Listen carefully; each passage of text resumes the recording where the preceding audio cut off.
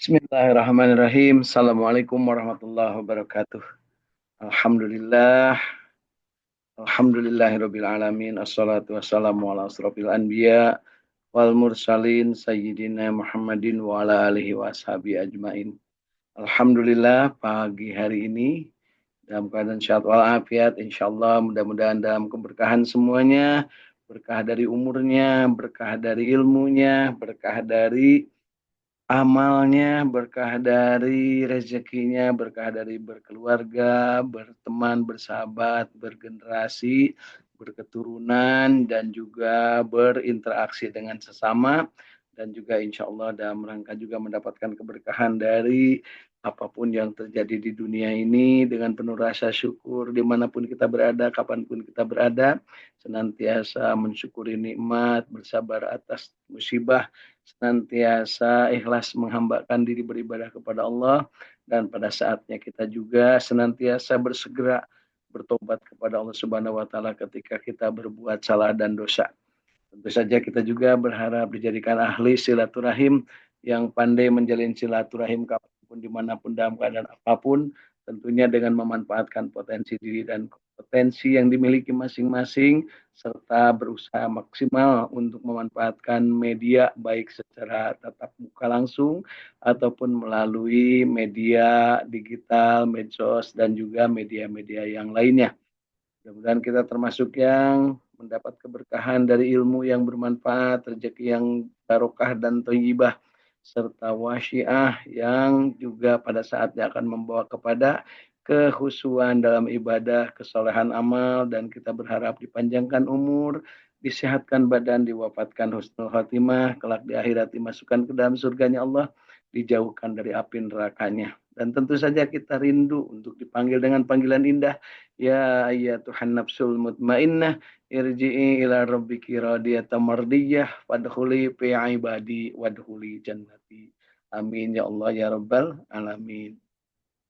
Dengan penuh keyakinan bahwa kita berada dalam rahmat Allah Subhanahu wa taala, berharap mendapatkan ampunan magfirahnya, dan kita ridho Tuhan kita adalah Allah. Raditu billahi robba wa bil islami dina wa bi Muhammadin nabiyya wa rasula. Mohon kepada Allah bersama-sama, Rabbi zidni ilma warzuqni fahma. Mari pagi hari ini sahabat Jinten yang berbahagia, kita tambahkan nikmat kita dengan membaca rangkaian tentang uh, hadis dan juga tentang firman Allah Subhanahu wa taala terkait dengan sedekah. Ya, sedekah dalam artian yang luas, sedekah itu ada yang wajib dan sedekah itu ada yang sunnah. Yang wajib disebutnya zakat dengan nisabnya, baik nisab waktu ataupun nisab dari sisi jumlah, ya, ketentuan nisabnya. Nah, sedangkan untuk yang sedekah sunnah tentunya tidak ada nisabnya, yang ada adalah ada sesuatu yang ditransaksikan dan pada saatnya ada sesuatu yang menjadi hal yang akan menjadikan diri kita, menjadikan sedekah itu menjadi yang baik, yaitu dengan hanya diniatkan untuk mendapat ridho Allah Subhanahu wa taala. Di kesempatan ini saya akan mencoba membaca lembaran-lembaran kaidah tentang sedekah yang dinukil, ya, diambil dari kitab Irsyadul Ibad, ya, Irsyadul Ibad karya Asy-Syaikh Jainuddin Ibnu Abdul Aziz Al-Maribari, ya. Diterjemahkan ke dalam bahasa Indonesia dengan judul Pedoman Petunjuk Manusia ke Jalan yang Benar. Di bab tentang sedekah, ya. Mari kita lihat satu persatu. Dari Anas bin Malik radhiyallahu an, berkata Rasulullah Shallallahu alaihi wasallam, bersedekahlah sebab sesungguhnya sedekah itu pelepasmu dari api neraka. Hadis riwayat Tobroni. Jadi di sini ditegaskan tentang sabda Rasulullah SAW yang diriwayatkan oleh Anas bin Malik radhiyallahu an. Perintahnya atau pedomannya adalah bersedekahlah. Jadi ini penegasan tentang bersedekah. Sebab sesungguhnya sedekah itu melepasmu dari api neraka. Masya Allah, tabarakallah. Jadi kita mendapat kesempatan mendapatkan informasi bahwa bersedekah itu adalah melepaskan dari api neraka. Artinya, orang yang bersedekah akan terhindar dari jilatan api neraka. Selanjutnya, hadis yang kedua, Rasulullah SAW bersabda yang diriwayatkan oleh riwayat Bukhari Muslim dari Adi bin Hatim. Takutlah siksaan api neraka sekalipun dengan bersedekah separuh buah kurma. Bila karena tidak mempunyai, maka cukup berkata dengan kalimat yang baik. Di sini penegasannya bahwa untuk bisa mencegah dari terkenanya api neraka tersebut, maka cegahlah dengan bersedekah separuh buah kurma, sebelah sepotong biji kurma, buah kurma ya. Atau kalau tidak punya biji kurma pun tidak punya, maka cukup dengan kalimat yang baik. Jadi kalimat yang baik itu atau atibul kalam ya, kalau dalam bahasa pergaulnya itu adalah perkataan yang sopan, itu adalah merupakan sedekah yang bisa mencegah dari timbulnya azab Allah untuk masuk ke dalam api neraka. Ya, alhamdulillah. Mudah-mudahan kita termasuk yang mampu mengamalkannya, sedekah dengan paling tidak dengan kalimat atau perkataan yang baik ya. Kemudian Rasulullah SAW bersabda dari Abu Hurairah radhiyallahu an yang diriwayatkan oleh Al-Khudai, dalam hadis riwayat Al-Khudai disebutkan bahwa memberikan sedekah itu bisa mencegah mati dalam keadaan jelek. Jadi bersedekah bisa mencegah mati dalam keadaan buruk, dalam keadaan tidak baik, alias mati yang su'ul khotimah. Jadi di sini disebutkan bahwa memberikan sedekah bisa mencegah mati dalam keadaan jelek. Mudah-mudahan kita termasuk yang gemar bersedekah sehingga tidak dalam keadaan jelek matinya kita. Kemudian berikutnya dari Ibnu Umar radhiyallahu an yang diriwayatkan oleh hadis riwayat Tobroni. Sesungguhnya memberikan sedekah itu bisa memadamkan panasnya kubur yang akan dialami oleh pemberinya. Jadi pemberi sedekah itu akan diselamatkan dari panasnya kubur. Sesungguhnya seorang mukmin hanya berlindung di bawah naungan sedekahnya. Jadi sedekah itu bisa menaungi dari azab atau panasnya kubur. Nah, sampai di titik ini kita sudah paham tadi bahwa sedekah bisa mencegah dari api neraka. Meskipun hanya dengan sebutir kurma atau dengan perkataan yang baik. Kemudian juga bersedekah itu bisa memadamkan panasnya kubur dan juga bersedekah itu bisa menghindarkan dari kematian yang tidak baik. Kemudian Uqbah bin Amr berkata, ya, Uqbah bin Amir berkata, Rasulullah SAW bersabda, barang siapa yang memberi makanan yang masih disenanginya, ya, kepada saudaranya yang muslim, maka Allah mengharamkannya disiksa dengan api neraka. Hadis riwayat Al-Baihaqi. Jadi, barang siapa yang memberi makanan yang masih disenangi, jadi bukan sisa makanan, bukan makanan basi, tapi makanan yang masih disenangi. Artinya masih enak kalau dimakan, ya. Kepada saudaranya, bukan kepada orang lain kalau di sini, kepada saudaranya yang muslim, maka Allah mengharamkannya disiksa dengan api neraka. Kemudian berikutnya adalah hadis tentang sedekah ini dari Abu Hurairah radhiyallahu anhu berkata, Rasulullah SAW bersabda, diriwayatkan dalam hadis riwayat Nasa'i dan Al-Hakim dari Abu Hurairah, barang siapa yang memberikan makanan roti kepada saudaranya yang muslim sehingga membikinnya kenyang dan memberinya minuman air sehingga menyegarkannya, maka Allah menjauhkan kepada orang yang memberi kepada orang yang memberi sedekah tersebut dari siksaan api neraka dengan jarak 7 parit, ya. Setiap parit sekitar 700 tahun perjalanan. Subhanallah. 7 parit, setiap parit 700 perjalanan. Jadi berapa? Wah, Masya Allah. Sedemikian jauhnya ya.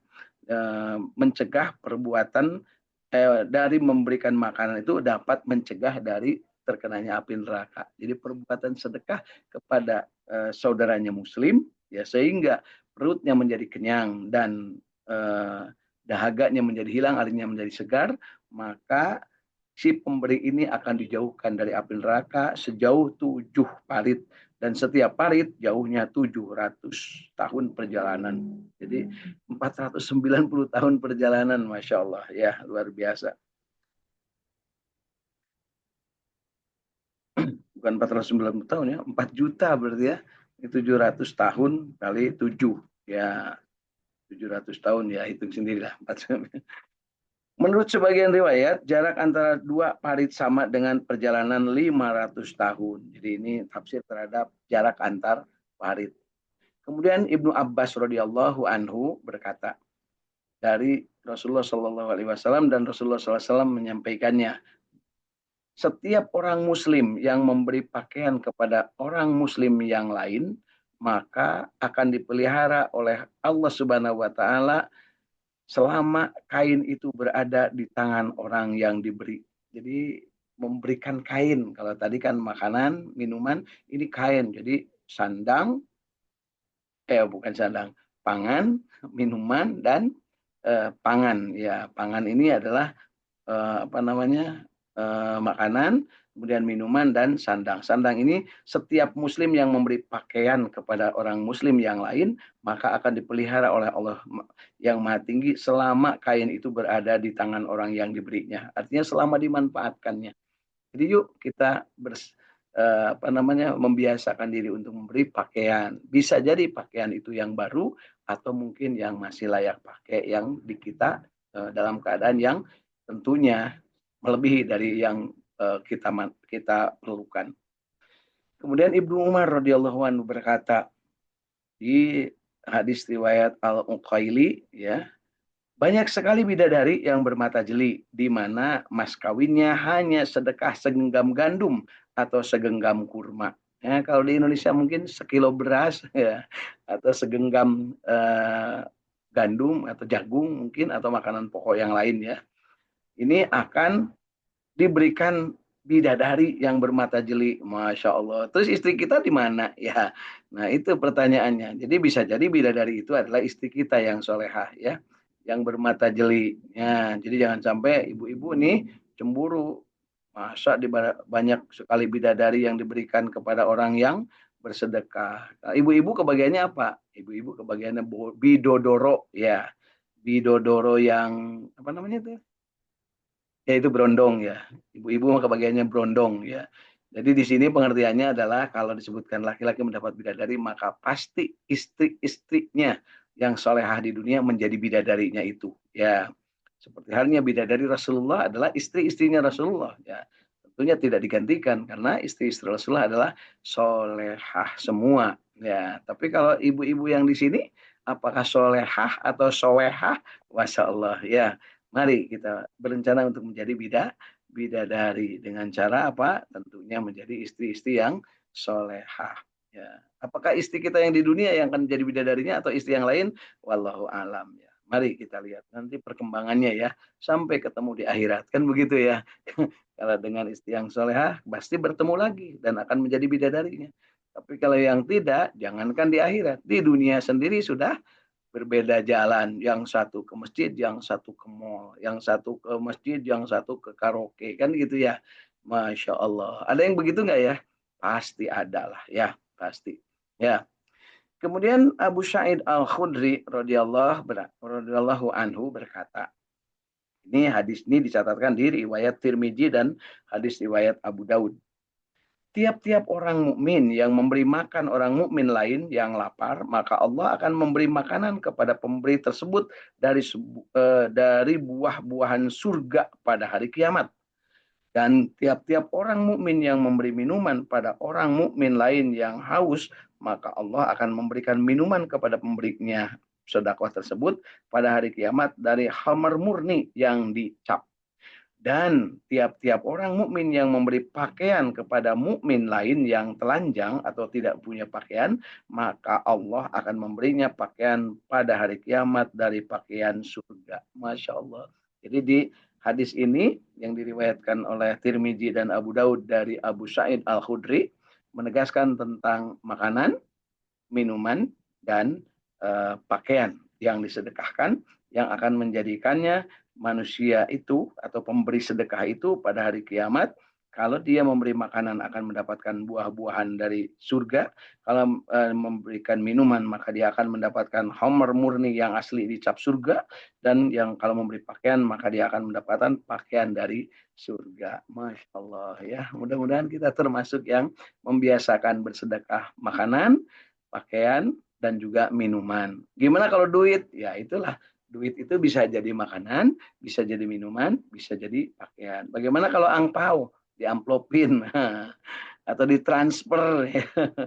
Ya silahkanlah ditafsirkan ya. Pada prinsipnya bersedekah itu adalah akan mencegah sesuatu perbuatan yang akan menjadikan dianya tercela. Artinya akan mulia di dunia dan mulia di akhirat, dan mati tidak dalam keadaan yang tidak baik.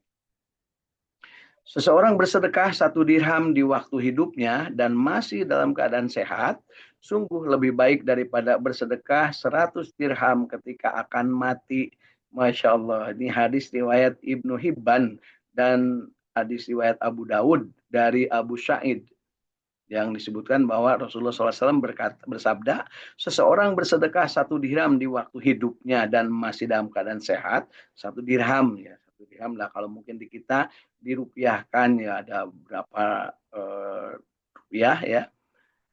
Kemudian dia bersedekah dalam keadaan sehat, maka dia akan lebih baik daripada bersedekah 100 dirham ketika akan mati. Jadi 1 dirham ketika sedang dalam keadaan hidup biasa normal sehat dibanding dengan menjelang mati atau bahkan mungkin sudah mati ya baru sedekah, masya Allah ya nggak ada. Tapi kan biasanya anak cucunya yang mensedekahkan. Jadi bersedekah ini yang utamanya adalah harus dalam keadaan yang sehat walafiat. Jadi bersedekah dalam keadaan sehat itu 100 kali bandingannya dibanding dibanding sedekah dalam keadaan yang sedang sakaratul maut atau mungkin sedang dirawat ya. Tapi kecenderungan di kita itu kan kalau sedekah sedang sakit atau mungkin dalam keadaan yang kepepet gitu. Nggak apa-apa, tapi nilainya cuma 1. Tapi kalau seandainya dalam keadaan bahagia, gembira, dalam keadaan yang tidak sedang dalam penderitaan, dia bersedekah maka akan bernilai 100 kali dibanding sedekah dalam keadaan yang sedang dalam keadaan kepepet atau dalam keadaan terdesak. Kemudian Harisah radhiyallahu an berkata, Rasulullah SAW bersabda, diriwayatkan oleh hadis riwayat Bukhari dan Muslim, bersedekahlah, kelak akan datang kepadamu suatu di mana seorang lelaki berjalan dengan membawa sedekahnya, lantas orang yang didatanginya untuk diberi sedekah ternyata bilang, seandainya kamu datang kemarin, niscaya aku menerimanya. Untuk sekarang aku tidak membutuhkan. Lalu dia tidak menjumpai orang yang menerimanya. Jadi bersedekahlah sebelum orang menolak sedekah. Kapan orang akan menolak sedekah? Di saat orang itu dalam keadaan yang semuanya menjelang kematiannya, ya, penebusan sedekah, dan termasuk di sini menjelang kiamat tidak akan ada orang yang mau menerima sedekah. Kira-kira kalau saat ini di sekitar kita kalau kita bersedekah, ada yang menerima, ada yang menolak, atau malah berbondong-bondong sampai bersedia mati untuk mendapatkan sedekah. Masya Allah ya. Inilah fenomena saat ini. Jadi penegasan di sini Rasulullah SAW bersabda, bersedekahlah kelak akan datang kepadamu suatu masa di mana seorang lebih berjalan dengan membawa sedekahnya, lantas orang yang didatanginya itu akan diberi sedekah bilangnya begini, seandainya kamu datang kemarin, niscaya aku nerimanya. Untuk sekarang aku tidak membutuhkannya. Lalu dia tidak menjumpai orang yang menerimanya. Jadi semua sedekahnya ditolak. Ya, masya Allah ya. Kemudian hadis riwayat Al-Baihaqi dari Abu Hurairah radhiyallahu anhu berkata, Rasulullah SAW bersabda, seorang lelaki yang membuka pintu sedekah atau menambung sanaknya, niscaya Allah akan menambah banyak kekayaannya. Ya. Dan seorang yang membuka pintu untuk minta dengan maksud menempuh kekayaan, niscaya Allah akan menambah kefakirannya. Jadi kalau seseorang membuka pintunya untuk bersedekah, itu akan mendapatkan kekayaan yang lebih banyak lagi, sedangkan orang yang berniat keluar rumah untuk meminta-minta maka akan tetap dalam keadaan kefakirannya, bahkan akan lebih fakir lagi. Kemudian Abu Umamah berkata dari riwayat Tobroni ya, Rasulullah bersabda, seandainya orang-orang miskin tidak berkata bohong, niscaya orang yang menolak mereka tidak akan bahagia. Seandainya orang yang miskin tidak berkata bohong, niscaya orang yang menolak mereka tidak akan bahagia. Jadi orang miskin ini jangan sampai bohong ya, udah miskin bohong pula ya. Sehingga di sini orang yang menolak mereka tidak akan bahagia. Artinya apa? Seandainya orang miskin itu sombong, maka akan membuat orang lain tidak bahagia. Kenapa? Sudah miskin, sombong pula gitu ya. Gitu ya. Pengertiannya di sini. Kemudian hadis riwayat Al-Baihaqi dari Ibnu Umar. Rasulullah SAW bersabda, barang siapa yang dimintai karena Allah lalu memberi, maka 70 kebaikan ditulis untuknya. Jadi kalau ada orang yang diminta karena Allah, ya diminta untuk bersedekah maksudnya, lalu memberinya, maka akan dibalas kebaikannya 70 kalinya. Jadi kalau diminta, kalau tidak diminta tentunya akan lebih banyak lagi. Tanpa harus diminta, dia sudah bersedekah. Diminta pun dia bersedekah di kebaikannya dibalas 70 kali kebaikan. Kemudian hadis riwayat Ahmad dan riwayat Tirmizi dari Salman bin Amir berkata, Rasulullah SAW bersabda, sedekah kepada orang-orang miskin adalah sedekah saja. Namun bila diberikan kepada pemiliknya, maka termasuk sedekah dan menyambung silaturahim. Jadi sedekah itu ada yang nilainya hanya sedekah, ada yang nilainya juga sekaligus silaturahim, yaitu bersedekah kepada famili. Kemudian di riwayat Ibnu Adi, ya diterangkan dari Ibnu Hibban meriwayatkan suatu hadis sebagai berikut. Memberi sedekah dengan cara rahasia bisa memadamkan kemarahan Allah Subhanahu wa taala dan silaturahim bisa menambah berkahnya umur dan mengerjakan kebaikan bisa memelihara dari mati dalam keadaan yang jelek. Jadi ini dalam hadis ini ada 3 rangkaian. Yang pertama memberi sedekah dengan rahasia bisa memadamkan kemarahan Allah. Artinya sedekah dengan diam-diam, sedekah tanpa digembar-gembor, sedekah tanpa diviralkan ya, akan memadamkan kemarahan Allah Subhanahu wa taala. Silaturahim bisa menambah berkahnya umur ya. Berkah umur artinya panjang umur dan tentunya soleh amal ya. Dan mengerjakan kebaikan atau beramal soleh bisa memelihara dari mati dalam keadaan jelek. Jadi akan menyelamatkan manusia mati dalam keadaan tidak baik. Kemudian dari Abu Hurairah radhiyallahu anhu berkata, Rasulullah SAW bersabda, barang siapa yang minta sekalipun datang dengan menunggang kudanya. Maksudnya di sini berilah orang yang minta. Jadi kalau ada orang yang minta kepadamu ya, meminta sesuatu ya,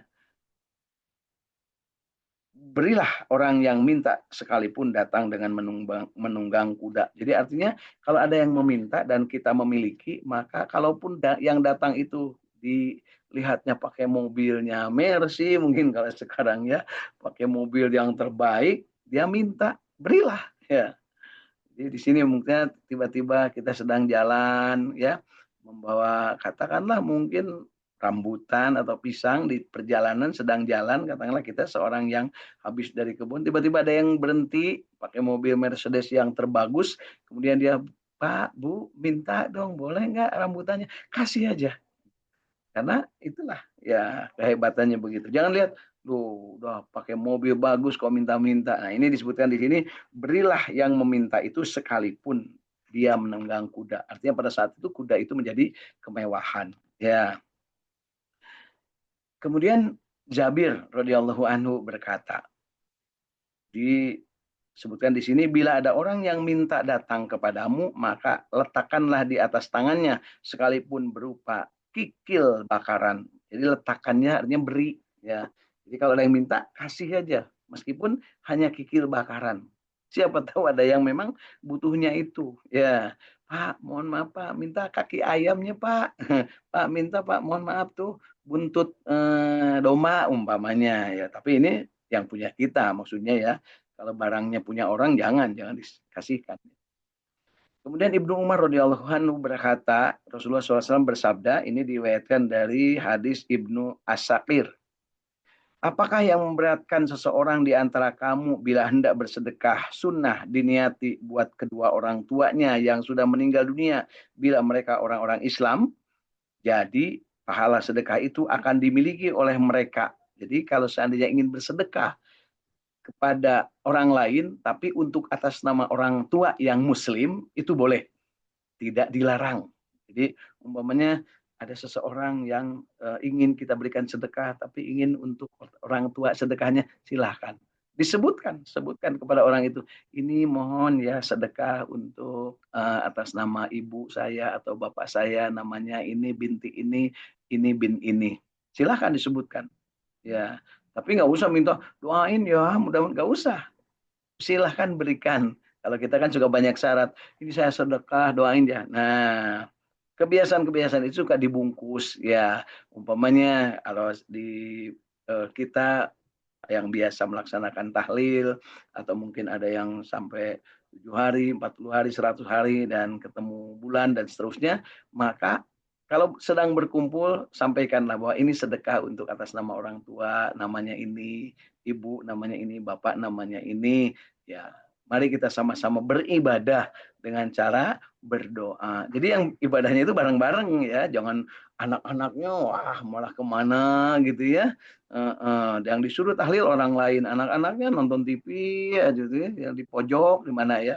Justru anak-anaknya kalau bisa justru di situ yang hadir. Syukur-syukur kalau anak-anak juga yang sudah mampu punya kemampuan untuk memimpinnya acara itu. Ya, menemani dari ahlul janasa, ahlul yang kena musibah gitu ya. Jadi yang hadir itu sebenarnya tidak usah diminta-minta. Ya, pada saatnya sampaikan bahwa ini sedekah, niatkan. Mari kita sama-sama untuk membaca surah Yasin, membaca Al-Quran dan seterusnya.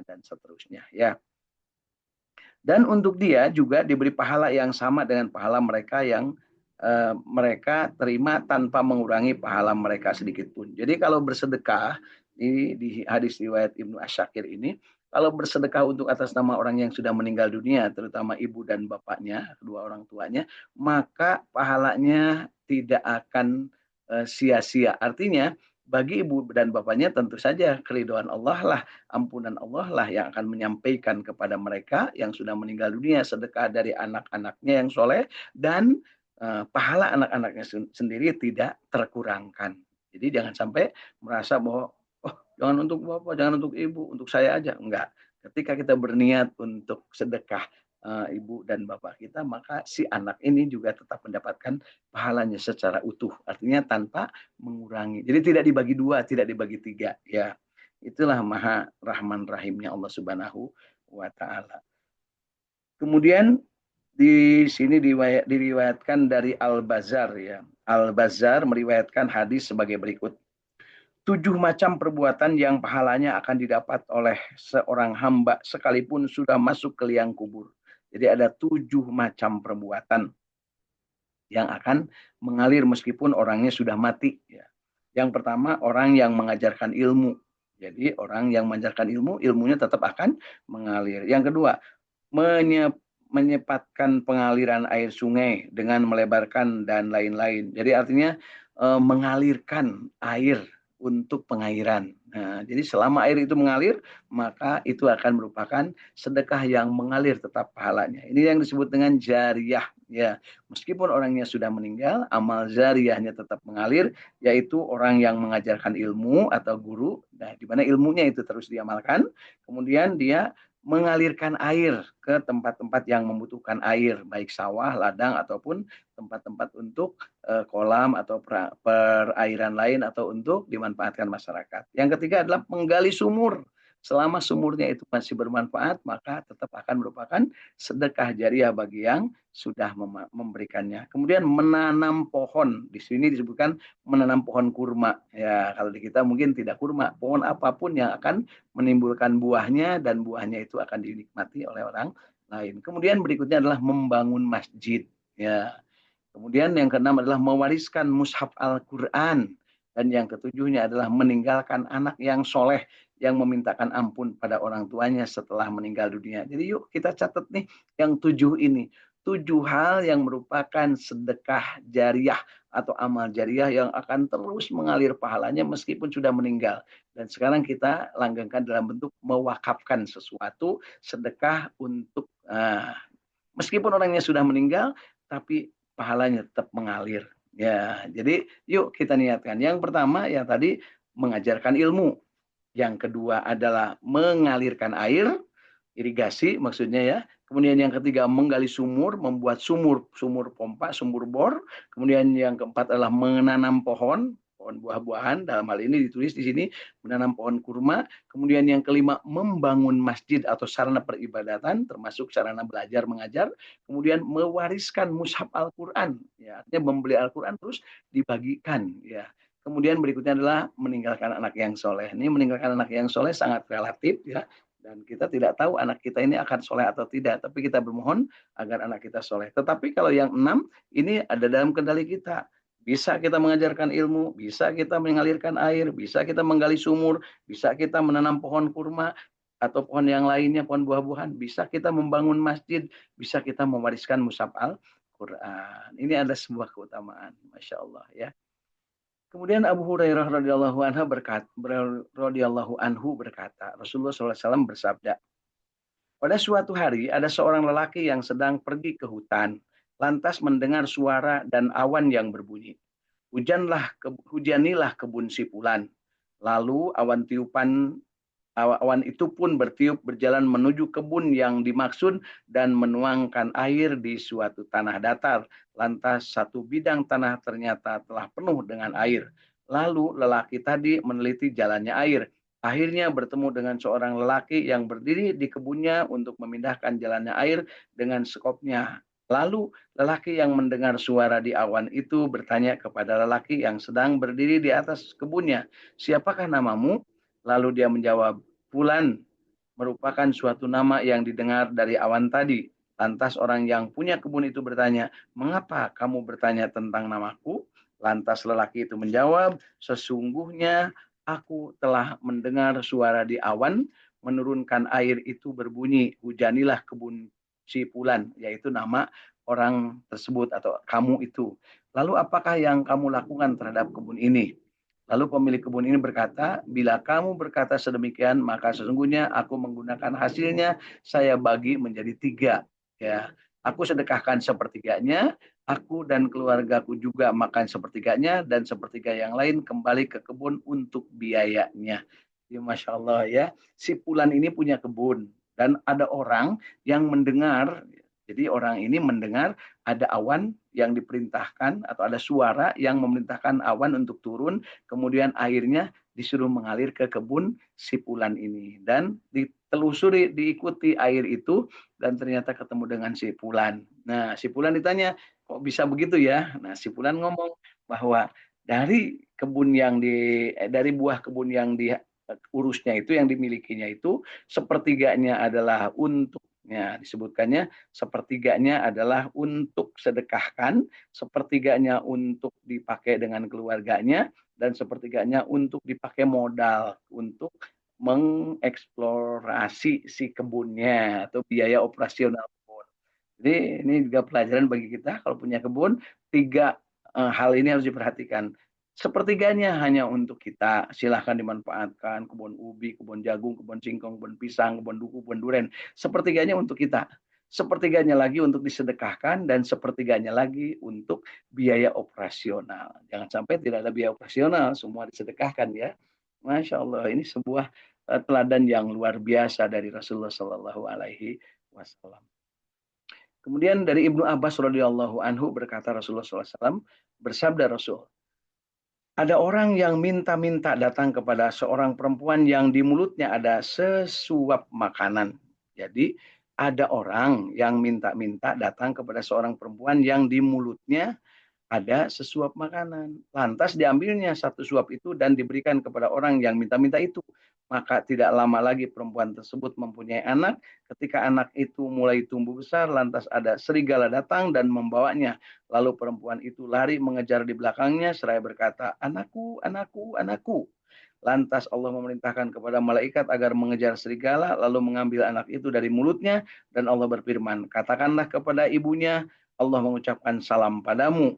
Ini adalah satu suap yang kamu berikan kepada pengemis, dibalas Allah dengan diselamatkannya anaknya dari mulut serigala. Jadi satu suap dibalas satu suap pula." Jadi kalau kita memberikan sesuatu yang sudah disuap, nah, tiba-tiba datang pengemis, dikasihkan ke pengemis, maka akan menyelamatkan dari mara bahaya, ya gitu ya. Ini arti luasnya seperti itu ya. Jadi sedekah bisa mencegah terjadinya bahaya atau menjadi kafarah dari penebus dosa dan juga dari mencegah terjadinya sesuatu bala atau sesuatu bahaya bagi dirinya atau sesuatu kecelakaan, mencegah dari terjadinya sesuatu musibah bagi diri orang yang bersedekah. Kemudian dari Abu Hurairah radhiyallahu anhu berkata, Rasulullah SAW bersabda, dalam kalangan umat sebelummu ada seorang lelaki yang mendatangi sarang burung. Setiap burung itu menetas, maka lelaki itu mengambil dua anaknya. Lantas burung itu mengadu kepada Allah yang Maha Tinggi tentang apa yang dilakukan oleh lelaki itu. Lalu Allah menurunkan wahyu kepada burung tersebut. Bila lelaki itu datang lagi, maka aku akan membinasakannya. Ketika burung itu menetas, maka lelaki tadi keluar sebagaimana kebiasaannya untuk mengambil anak burung. Tatkala berada di salah satu jalan di pedesaan, bertemu dengan seseorang pengemis. Lalu lelaki itu memberinya roti yang dibikin makan siangnya. Kemudian dia melanjutkan perjalanannya sehingga sampai pada sarang tersebut. Lalu meletakkan tangannya dan langsung naik. Ya, meletakkan tangganya dan langsung naik, lantas mengambil dua anak burung itu. Di saat itu kedua orang tua burung kedua orang tua burung itu melihatnya lalu berkata, "Wahai Allah, kami sesungguhnya, wahai Tuhan kami, wahai Allah Tuhan kami, sesungguhnya Engkau tidak menyalahi janji dan sungguh Engkau menjanjikan kepada kami bahwa Engkau akan membinasakan lelaki itu bila kembali. Ternyata sekarang dia kembali lalu mengambil dua anak kami lagi. Dan engkau pun membiarkannya dan tidak membinasakannya. Lantas Allah menurunkan wahyu kepada kedua burung itu.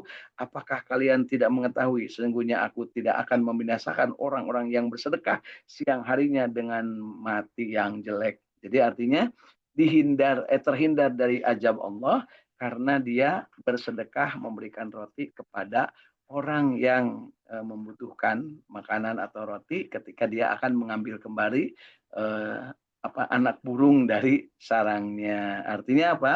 Yang sudah ditetapkan oleh Allah Subhanahu wa taala dan sudah disampaikan kepada si burung ini ya. Si burung ini riwayatnya dari hadis riwayat Abu Hurairah. Kemudian kata Allah, aku tidak akan membuat manusia itu matinya jelek. Artinya tidak akan dibinasakan bagi orang yang bersedekah. Padahal tadinya sudah dia berbuat tidak baik dengan mengambil anak burung. Tentunya anak burung untuk dipelihara. Tapi si burungnya, ibu dan bapak burungnya, ibu dan bapak burungnya tidak suka alias sakit karena anaknya diambil. Nah, oleh Allah diilhamkan kepada burung bahwa nanti akan aku binasakan orang kalau ngambil lagi anakmu itu. Tapi ternyata sebelum mengambil anaknya ke sarangnya itu, si yang akan mengambil burung itu bersedekah kepada orang yang membutuhkan makanan dengan cara memberikan roti yang sebenarnya roti itu untuk dirinya nanti dalam perjalanan. Dan apa yang terjadi? Ketika ngambil burung lagi, ternyata orang itu tetap selamat. Dan disebutkan, kata Allah di sini, di akhir hadis ini disebutkan, apakah kalian tidak mengetahui, maksudnya kepada burung ya, sesungguhnya aku tidak akan membinasakan orang yang bersedekah siang harinya dengan mati jelek. Orang yang bersedekah akan terhindar dari mati yang tidak baik. Hadis riwayat Ibnu Nazar ya. Alhamdulillah itu rangkaian-rangkaian dari hadis tentang sedekah sunnah. Artinya selain zakat, pemberian yang diberikan kepada orang lain semata-mata untuk menolong atau memberikan bantuan kepada orang lain dan ternyata akan menimbulkan berbagai hal yang akan menimbulkan kebaikan di mata kehidupan dunia dan juga insya Allah untuk kehidupan di akhiratnya. Alhamdulillahirabbil alamin.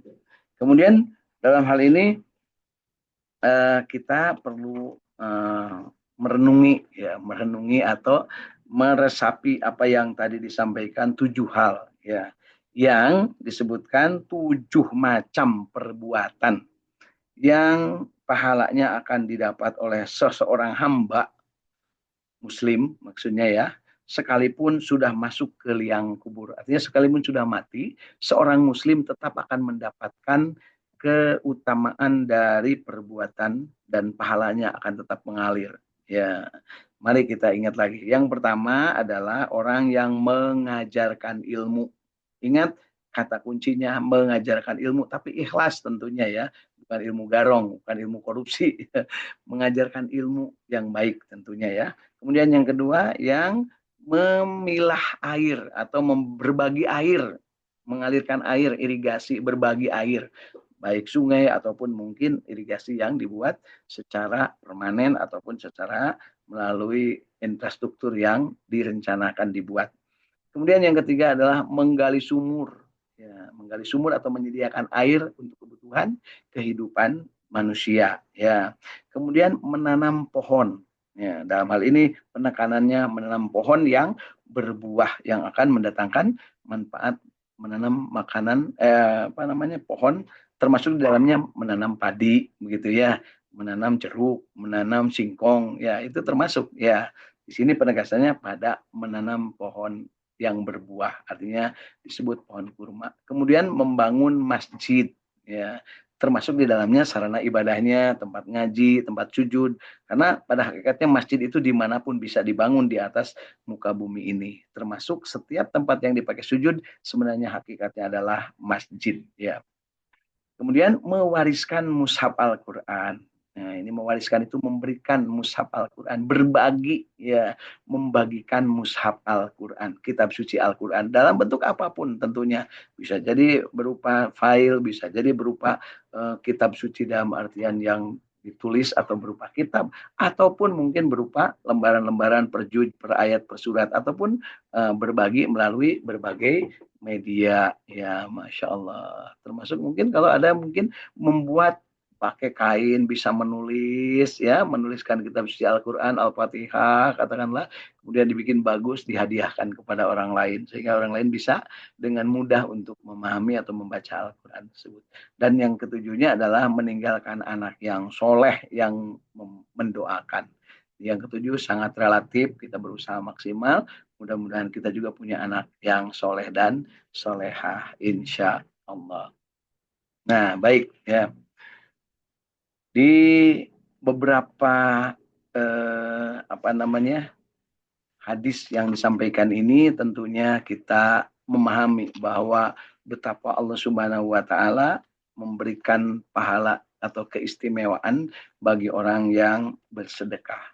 Karena hakikatnya sedekah itu adalah berbagi dengan sesama untuk memberikan kebahagiaan kepada orang lain, memberikan kesenangan kepada orang lain, membahagiakan orang lain, menggembirakan orang lain. Dan tentu saja sedekah dalam hal ini adalah yang dilakukan secara diniatkan untuk mendapatkan ridho Allah Subhanahu wa taala. Jadi yuk kita berniat untuk selalu bersedekah dan pada saatnya mudah-mudahan kita diberi kemampuan untuk berada dalam posisi-posisi yang memungkinkan kita untuk bersedekah, baik diminta ataupun tanpa diminta, baik sengaja menyengaja dari rumah untuk bersedekah, ataupun tadi contohnya meskipun tidak untuk bersedekah, tapi ketika mau makan, satu suapan makanan tiba-tiba ada orang yang mau terhadap makanan yang kita mau makan ini, maka diberikannya. Itu akan menyelamatkan, akan menyelamatkan dari sesuatu musibah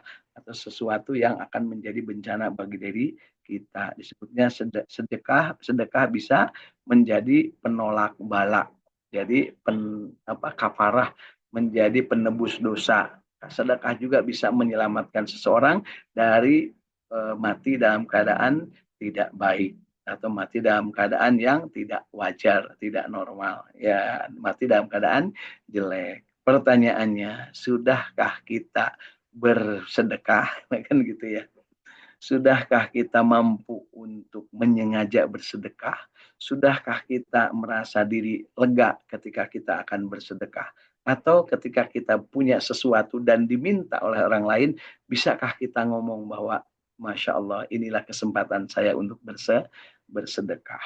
Nah, tentunya kembali niatkan karena Allah Subhanahu wa Ta'ala. Mudah-mudahan karena niatnya itulah kita akan menjadi orang yang akan senantiasa mendapatkan keberkahan dari sedekahnya. Barakallah li walakum. Mudah-mudahan keberkahan Allah diberikan kepada kita dan mari kita sama-sama akhiri dengan kekuatan penuh pada diri kita berharap bahwa ini menjadi ilmu yang bermanfaat, kemudian kita juga mampu untuk mengamalkannya secara baik dan tentu saja dari apa yang kita lakukan ini Allah berikan petunjuknya sehingga kita dimudahkan untuk dapat melaksanakan apa yang sudah kita yakini sebagai ilmu untuk dimudahkan berbuah menjadi amal soleh dan amal yang akan mengalir pahalanya meskipun kita sudah dalam keadaan meninggal dunia atau berada di alam yang di selain alam dunia yaitu di alam kubur atau di alam barzah. Mari kita bersama-sama berdoa berharap kepada Allah apa yang sudah kita peroleh hari ini benar-benar akan memberikan kemanfaatan.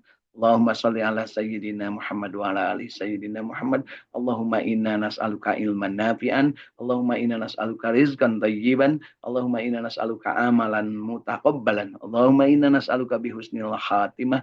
Allahumma inna nas'aluka ridhoka wal jannah wa na'udzubika min syahhatika wan nar. Allahumma innaka afuwun karim tuhibbul afwa fa'fu anna ya karim. Allahumma rabbana taqabbal minna innaka antas samiul alim wa tub alaina innaka antat tawwabur rahim. Rabbana atina fid dunya hasanah wa fil akhirati hasanah wa qina adzabannar. Subhana rabbika rabbil izzati amma yasifun wa salamun alal mursalin walhamdulillahi rabbil alamin. Amin ya Allah ya rabbal alamin. Yuk kita niatkan bersedekah meskipun hanya dengan sebutir kurma, bersedekah meskipun hanya dengan sesuap nasi, bersedekah meskipun hanya seteguk air, bersedekah meskipun hanya dengan selembar kain, dan bersedekahlah meskipun hanya dengan ucapan yang sopan dan dengan ucapan yang santun, dengan hati tulus ikhlas mengharap ridho Allah Subhanahu wa Ta'ala. Sahabat-sahabat jinten sekalian, tentunya yang baik yang benar itu dari ajaran agama Allah dan yang salah dari kesalahan saya sendiri mohon untuk dimaafkan. Mari kita sama-sama akhiri dengan berdoa akhir majelis. Subhanakallahumma wa bihamdika asyhadu an la ilaha illa anta astaghfiruka wa atubu ilaik. Assalamualaikum warahmatullahi wabarakatuh.